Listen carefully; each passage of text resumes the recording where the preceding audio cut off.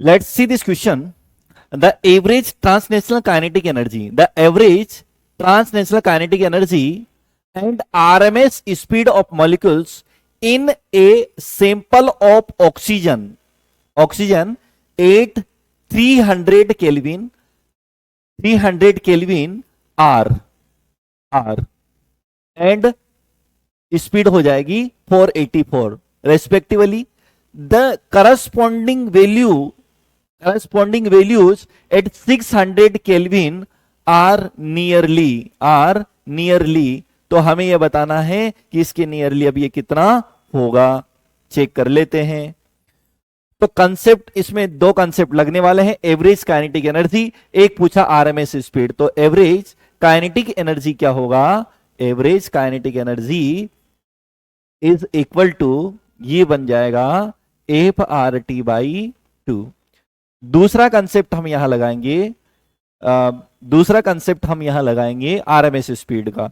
तो V RMS जो लगेगा वो हो जाएगा under root of 3RT by M.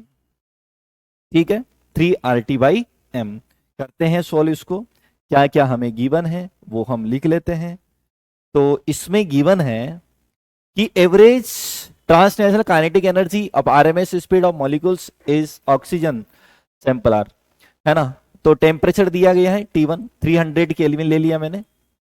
ठीक, और इस पे जो काइनेटिक एनर्जी दी गई है वो दी गई अपने को 6.21 into 10 to the power minus 21 joule.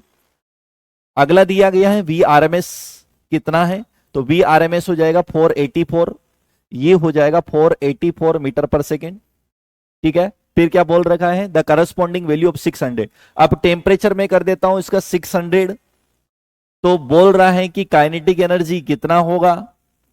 ठीक है, बोल रहा है कि इस केस में आरएमएस स्पीड कितना होगा, इसको हमें निकालना है. तो ये कंसेप्ट हमें लगाना है. ठीक, तो सबसे पहले हम लगाते हैं एवरेज काइनेटिक एनर्जी का. तो एवरेज काइनेटिक एनर्जी क्या बन रहा है अपना? F R T by 2. Okay, तो काइनेटिक एनर्जी जो है वो क्या बन रहा है? Directly proportional to the temperature. ठीक, तो हम ये कह सकते हैं कि K1 अपॉन K2, या हम लिख देते हैं ये हो जाएगा E1 upon E2 is equal to, ये हो जाएगा T1 अपॉन T2. या फिर हम इसको उल्टा कर देते हैं, ऐसा लिख देते हैं E2 upon E1 is equal to T2 upon T1. इसमें भी कोई दिक्कत नहीं है. तो हमें ये बताना है E2 बताना है.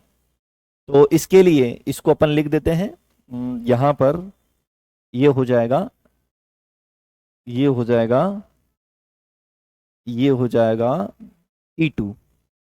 E2 ये हम निकालेंगे, और यहां पर भी V2 हम निकालेंगे.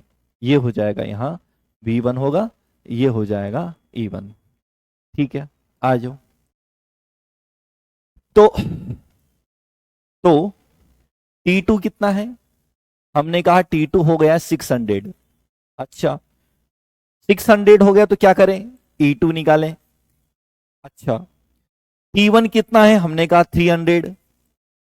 अच्छा, तो उस पे एनर्जी कितनी थी? तो हमने कहा 6.21. ये हो जाएगा 6.21 10 to the power minus 21. Okay, क्या हम इसको सोल्व कर सकते हैं? बात तो सही है, 2 लिख लेंगे.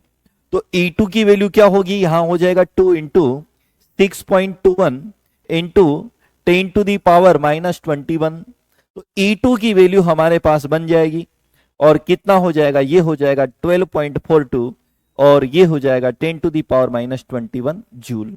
ये तो काम हो चुका अपना एनर्जी का. तो इसमें दो ऑप्शन आ रहे हैं, ये वाला और ये वाला. तो यहां से हम दो ऑप्शन तो खत्म कर सकते हैं. ठीक है, चलो अब हमें निकालना है average kinetic energy. Average kinetic energy हो चुका है. अगला हो जाएगा, अगला हमें क्या करना है?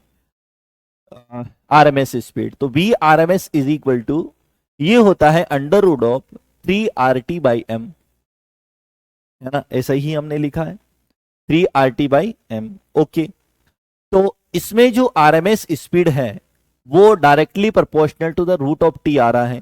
तो क्यों ना हम इसको V2 अपॉन V1 कर लें. तो ये बन जाएगा v2 अपॉन v1, तो रूट ऑफ ये बनेगा t2 अपॉन t1 हो जाएगा। बात तो सही है, हमें v2 निकालना है। v1 कितना है, तो v1 कितना है, v1 आ रहा है अपना 484, तो इसको लिख लेंगे 484। अच्छा, यहां कितना बनने वाला है, t2 आ रहा है 600, t1 कितना है, हमने कहा 300।